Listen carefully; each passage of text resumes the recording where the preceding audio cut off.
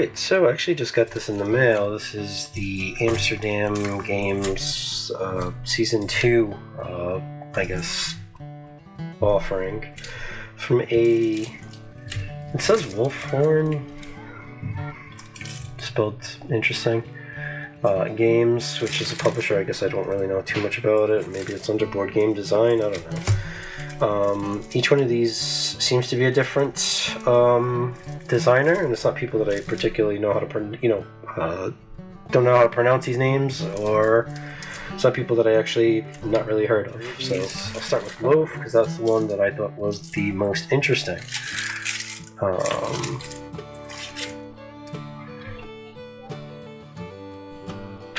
So yeah, I thought this was slightly interesting because you could, hypothetically, it's the whole social loafing thing. It's figuring out what's the least amount of work you can do to get the product going, which is pretty interesting. In this case, the product is, what do we call it? Bread or pastry, whatever it is. I don't know if that's going to show up. But yeah, I thought that was actually pretty cool. I guess they're Planet Conscious there, which is not a bad thing. We have a board there that looks like a Magic Eye. Very simple sort of layout. So yeah, definitely I don't think you can be able to play this solo. We have the double rule books here. Sorry, I can't read that one. We'll get rid of that. But yeah. It seems like it's mostly a card game. It does have a couple of things that way.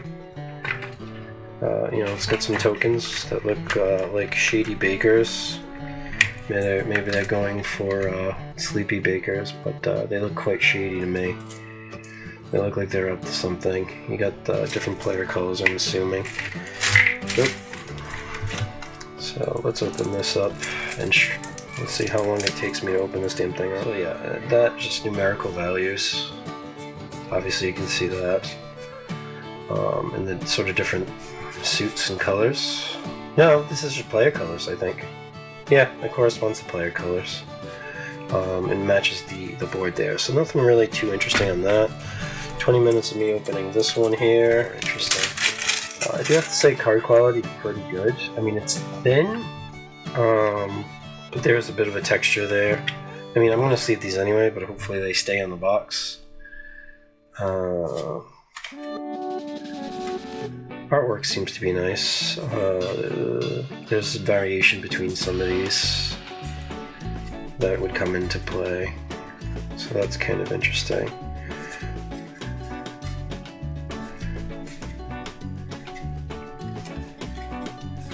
That right there has to be my favorite. That's call HR right there.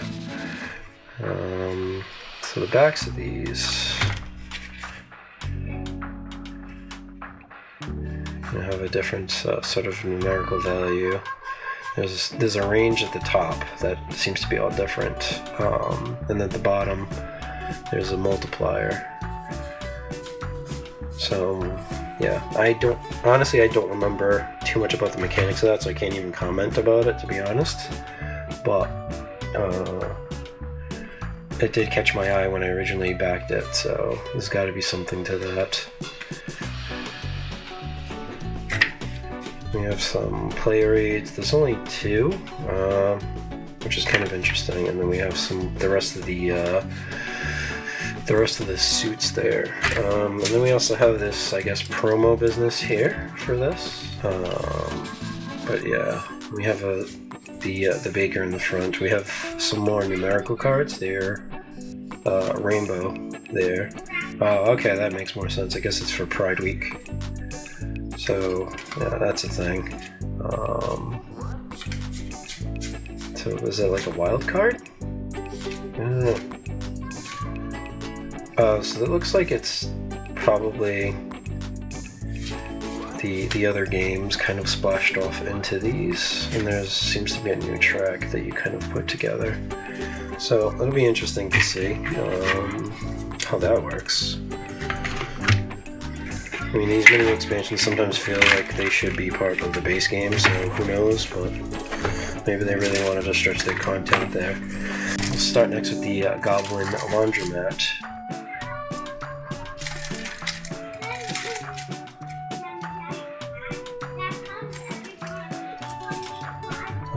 Let's see, card game, blah blah blah. Laundry, another odd theme. I don't think there's been a game about laundry, especially goblins doing laundry. So we have that business again. We have the dual rule sheet there.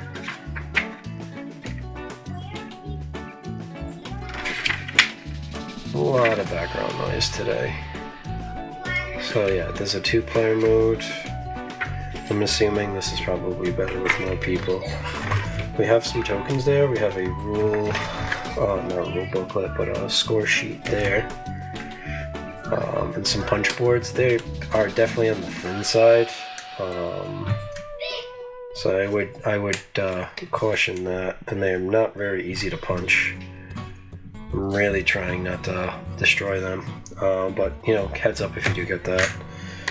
And then we have the sort of cards here.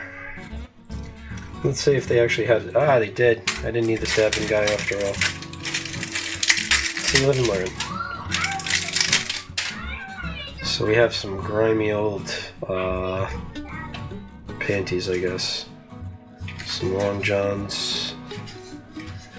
So maybe it's just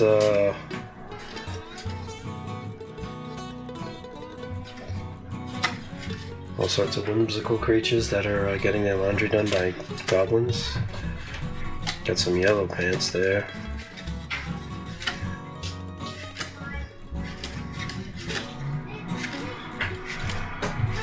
Is that for like a paladin or a knight? Interesting. So the artwork seems to be, no, actually, no, not really. There's some variation to it, aside from the color.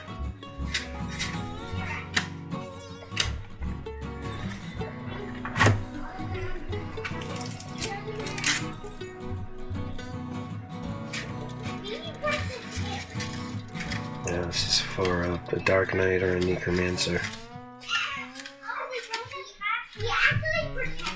That's Aquaman's quackish. Get the dead fish socks.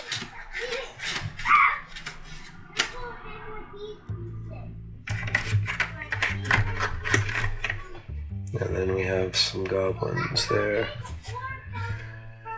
Which, would you really want these guys touching your underwear? Your personal belongings? I feel like they would probably hawk them on some weird fantasy eBay. And these are supposed to be, I guess, washing machines? Yeah, that's what these look like. Or just barrels. And then there's sort of values, I guess, maybe capacity. Yeah, so that's probably capacity. That's maybe operating cost or something. I don't know. Or maybe that's what you get for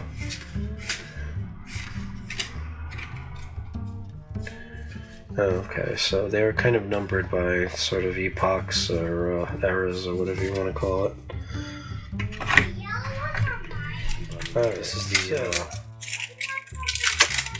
promos for that, or the backing, whatever, the Kickstarter backing for that.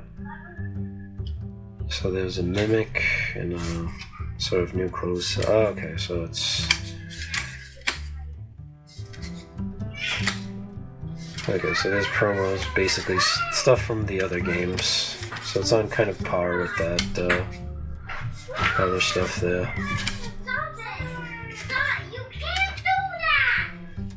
So there is. Okay, so there's more of the Pride Week there.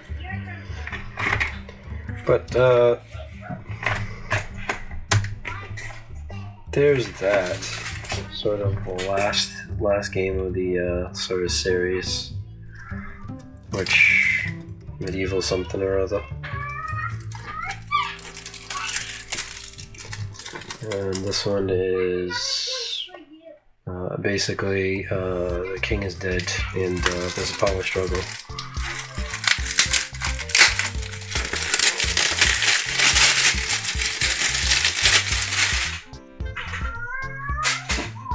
I mean, it's pretty minimal in terms of like the art, which is nice. We get one of these again, rulebook, and the two different color,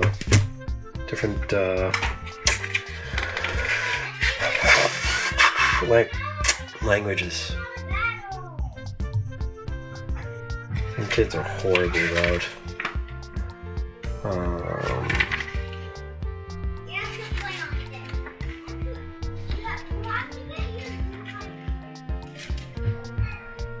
So pretty, seems like it's pretty straightforward. And then we have some of the, what do you call it?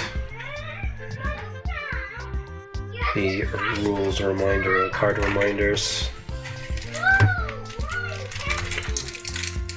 Honestly, this artwork actually reminds me of this game that's on Steam right now. It's essentially like one of those vampire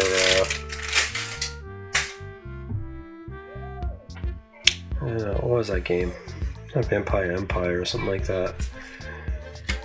Essentially like one of those bullet hell games, but that's kind of what it reminds me of. At least this artwork anyway. Hey, look, it's Hornet.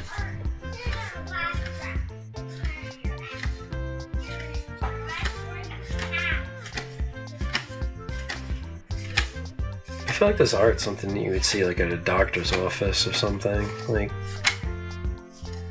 a dentist office that's like trying to be hip.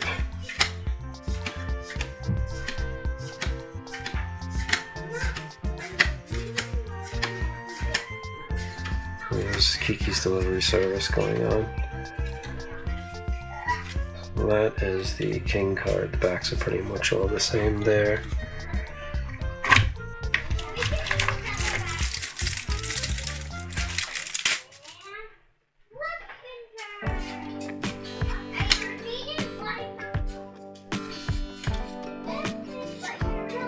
I feel like the artisans are a little bit less interesting.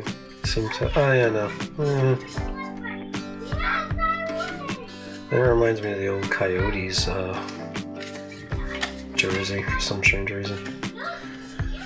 We got Jesters, got Kniggets, got Batman, some merchants, monks. These monks look suspiciously like the wizards, so I don't know what kind of... So instead of the fancy curly shoes, they got fancy hats in this universe. They show basically how wealthy you are. Alright, so finally let's crack this business. I'm assuming it's probably going to be more Pride promos just because the other two had that. So if I was a betting man... Ha! The Baker.